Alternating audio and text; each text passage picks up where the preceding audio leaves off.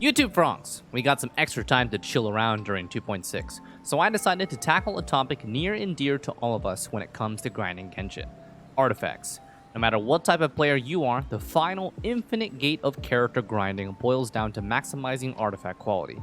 Even as a content creator, my videos ranging from new character showcases and guides, account reviews, strongbox, abyss shenanigans, and everything else under the sun involves artifacts. So, let's take a deeper look at what truly makes a strong artifact. But before we continue, I want to tell you guys about today's sponsor, a game I played on my Twitch stream recently, Mir 4. Mir 4 is a game that is revolutionizing the MMORPG space. It was really fun to play, and I don't think I've ever played a game quite like it. What? How do I get that ability? Mir 4 offers players a great gameplay experience and the chance to choose their own path. After choosing one of the 5 unique classes, you can freely customize your character before setting out on your journey. There is so much to explore and discover on your adventure. Occupy the mines and earn Darksteel, which you can use for upgrading your gear. From Castle Siege Conquest to Hidden Valley and more, I was so impressed with just how much there was to do during my playthrough. Between the visuals, animations, and storyline to all the intricacies of the Mir 4 world, there's a lot to love about this game. So if you want to see more gameplay, just check out the Mir 4 category on Twitch. Also, since Mir 4 is on PC, Mac, and mobile, you can play anytime, anywhere. Download now using the link provided in the description below and start your journey today. Now, back to the video. The basics. Every artifact has 4 distinct features associated with it. The quality. 1 to 5 star rarity. The higher the rarity, the higher the stat rolls. The main stat. This is fixed within a structure and guaranteed to upgrade on every level. Substats. These are 1 to 4 randomized stats that cannot be the main stat. And set bonus. This grants additional fixed bonuses when combined with multiple artifacts from the same set bonus. So, 3 of these features are determined immediately upon receiving an artifact: the quality of the artifact, the main stat, and the set bonus. The other, substats here, are the only randomized stats that need additional upgrading to bring the full potential. These substats are what divide the good, the bad, and the insane artifacts. Quality of the artifact. So this is the star rarity of the artifact. Going into the later stages of the game, you will only end up caring about the 4-star and the 5-star artifacts. The quality determines the strength of the rolls and the number of substats. 4-star artifacts start with 2 substats or 3 substats, and that means they need to unlock either 1 substat or 2 substats. Therefore, 4-star artifacts can only upgrade 2 to 3 times before reaching their max level of 16. 5-star artifacts start with either 3 substats or 4 substats, which means they only need to unlock either 0 or 1 substat, and therefore they can upgrade 4 to 5 times before reaching the max level of 20. So to reach insane quality on an artifact, what we want is a 5-star artifact with 4 strong substats that can upgrade 5 times before reaching level 20. So main stats. These are fixed stats when you receive an artifact. Whatever is on the main stat cannot be on the substats. The flower has always flat HP, which means it cannot have flat HP substats. The feather always has flat attack, which means that it cannot have flat attack substats.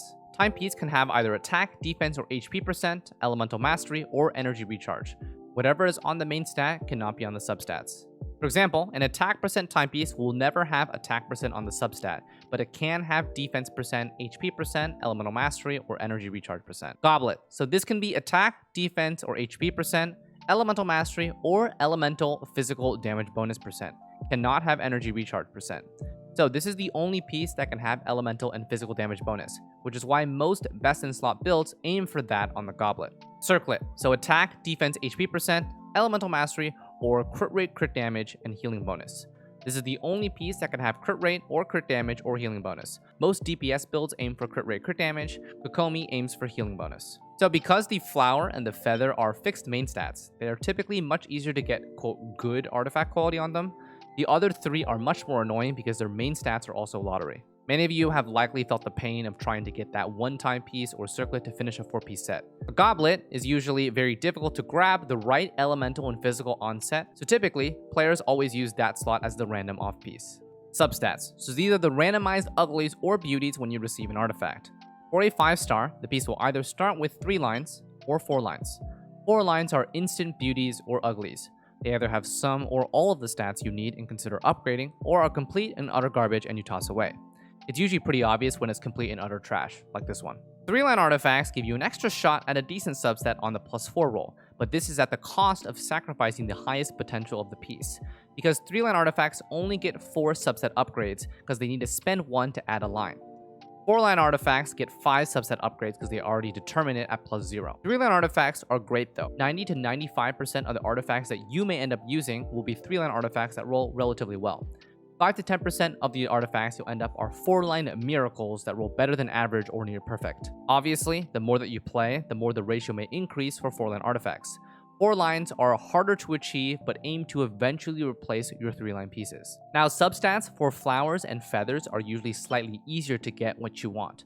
That's because their main stat is fixed to flat HP for the flower and flat attack for the feather, which prevents this from being on the substat. So every single flower you get, you will never have flat HP on the substats. Same thing for the feather, but with flat attack. This makes it just slightly more likely to hit those juicy crit rate, crit damage, or energy recharge and stat percent rolls that you want. Depending on the character, that stat percent can be attack, defense, or HP. So those are the basics. What makes a godly artifact then? Well, we need a 5-star artifact with the right main stat, with the right substats, and with the set bonus being extra.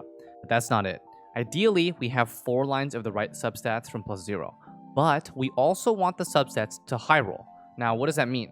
Well, every single subset upgrade at 4, 8, 12, 16, and 20 has a range of what it can roll. For example, crit rate's highest roll on a 5-star piece is 3.9%, but it can also be as low as 2.7%. So what is this range? It's in 10% chunks off the maximum roll, which in this case is 3.9. So from 70% to 100%, there's over 4 possibilities. So 70, 80%, 90%, and 100%. 3.9 is considered the 100% roll value. 2.7% is considered 70% roll value, because 70% of 3.9 is about 2.7. The other two in the middle are 3.1 and 3.5 at 80% and 90%. Now, the artifact subsets don't show more than 1 decimal place, but the subsets don't round. So sometimes you'll notice, for example, when 7.8 crit damage upgrades to 15.5% instead of 15.6. You might have seen that happen and are wondering what happened to the 0.1% crit damage. That's not too important though. The 70% to 100% range is. So a 2.7 crit rate roll is 1.2% lower than 3.9%. That is like 40% lower if you take into account from the base roll, right? The 3 of the minimum crit rate rolls, which is 3 of these 2.7 rolls, is basically the same as 2 of the 3.9 rolls. So for a godly artifact, we really want to avoid the minimum rolls, and we want to stay within 90% of the max roll value every time. That's like 3.5 to 3.9 crit rate every time. It's really, really hard, and you're really at the mercy of RNG. So that's artifact subset range. It's one of the 2 hardest hurdles to a godly artifact. The other hardest hurdle is obviously hitting the right subset first. So this is where we come to, quote, crit value on an artifact. I throw this term around a lot because it simplifies describing the relative crit strength of an artifact. All you gotta do is take the artifact's crit rate, multiply it by 2, and then add the crit damage, and that's what the value is. So for example, 40 crit value can be 10 crit rate, 20 crit damage, or 7 crit rate, 26 crit damage, or 14 crit rate, 12 crit damage. This piece, for example, is 22.6 plus 20, so it's about a 42.8 crit value piece. And then we have the higher end, which is 50 crit value. That would look like a 14.4 crit rate, 21.8 crit damage, or a 10.9 crit rate, 28.8 crit damage piece. It's a piece that looks something like this. So 40 crit value is possible at 3 or 4 line start artifacts. 50 crit value is only possible at 4 line starting artifacts. You can break it down for yourself from the examples that I gave earlier. For circlets, their main stat can be crit rate or crit damage, which guarantees at least either 31.1 crit rate or 62.2 crit damage. Substat-wise, aiming for about 15 crit rate or 30 crit damage is really good. So between calling this 30 crit value or 90 crit value, I feel like it doesn't really matter. But for consistency, I would say that 30 crit value probably makes the most sense because the main set is guaranteed. So essentially, it makes more sense for the artifact to have like 0 to 30 crit value than for it to have like 60 to 90. Okay, but hold on. Don't tunnel too hard on crit rate, crit damage. Yes, they are some of the most important subsets to aim for because there are very limited external buffs for general crit. We have a lot of sources of attack from teammates and artifact set bonuses, but we are limited to crit and elemental physical damage bonus. So elemental and physical damage bonus are also impossible on the substats, which is another reason why the goblet favors the main stat damage bonus so heavily. Some characters, though, aren't pained by this due to kit design. For example, like Raiden Shogun and her burst damage bonus. A lot of characters don't have her luxury, though.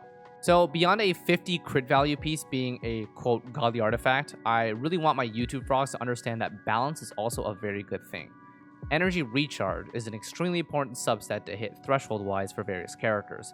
Most characters really value at least a little bit of energy recharge in order to loop important parts of their burst kit. And so, an artifact with crit rate, crit damage, and recharge with the right other stats becomes insanely valuable. A 40 crit value piece also with 11 or higher recharge is equally as valuable as a raw 50 crit value piece. Energy recharge also ranges from 4.5% to 6.5% per roll, so aiming for 11% across base plus 1 roll is average at 5.5. So on top of recharge, that last fourth substat can be the cherry on top. Attack, defense, or HP percent depending on character scaling, or elemental mastery if they benefit from the reaction damage. On a godly artifact, this last stat remains at base level and just looks good, while its crit rate, crit damage buddies, and recharge take the upgrades. Flat stats are obviously the lowest priority, because in Genshin, flat stats are not calculated prior to percent stats, the scaling is much worse. For timepieces and circlets, they can exist as the fourth substat though, if elemental mastery is not important. Flowers and feathers already have the flat stat as the main stat, so they're looking for basically perfect substats. So, while a godly artifact usually entails a very high crit value, like 40+%, this also includes artifacts with well-balanced high roll efficiency. So a combination of crit rate, crit damage, and energy recharge are the highest priorities, and then the scaling stat for the character, like attack, defense, HP percent, and then elemental mastery, and then lastly, flat stats. So here's a gallery of a few of my high value pieces. And obviously you guys have been staring at this one, which is a 42, 43 crit value with 12% additional recharge. We have pieces like my Yai Miko's Flower, which although it's not 40 crit value, it does have 2 additional high roll attack percent, along with recharge, and then 2 crit damage, 1 crit rate. So this was a 4-line start. As well as her Feather, which is additional elemental mastery on top of high roll crit damage and a lot of crit rate. So this is already 43, plus additional roll into elemental mastery, which you guys know for Yai Miko still boosts her damage. And then we have my Yoimiya's artifacts, which are very high crit damage based artifacts, which you can see from these two pieces. Okay, but then we also have characters like Kokomi, who have 0 reliance on crit rate and crit damage, and so instead they aim for different substats. So a godly artifact for Kokomi will look a lot different than an artifact for DPSers. While we usually are looking for like crit rate and crit damage and then energy recharge, Kokomi instead looks for HP percent and energy recharge, and then secondarily attack percent, elemental mastery, and then even flat HP. I think this section is really important to mention because the concept of crit is so ingrained for us as players that it's sometimes difficult to see the value for other characters. For example, this piece is a very high value Kokomi piece with high HP percent rolls, recharge, and additional elemental mastery, as well as her healing bonus mask, which has HP percent and then recharge. These are really high value pieces for Kokomi, and I would consider, godly. So that's about an encompassing overview of what makes a godly artifact. There's very heavy levels of RNG involved, obviously. The chance that you get a godly artifact probably happens less than 1% of all 5-star artifacts that you attempt to roll. Getting the right main stat, the right substats, and if you're lucky with 3 or 4 line, and then each upgrade hopefully hitting a good distribution of stats, and then each upgrade also having a good range from the 70 to 100% of a min roll max roll, and then onset as well as a cherry on top, it's a lot of things. But a good thing is that godly artifacts are mostly to flex. Spiral Abyss does not require your units to have even remotely this high level of artifact quality. It's just an endgame grind to make your characters the best that you can make them. I hope this covers a good chunk of what makes a solid artifact. There's a bunch of nuances that are tough to cover, but I think I aim for general knowledge that most people are familiar with. Thank you guys for watching. Don't forget to like and subscribe. And as always, we'll see you on the next one. Take care.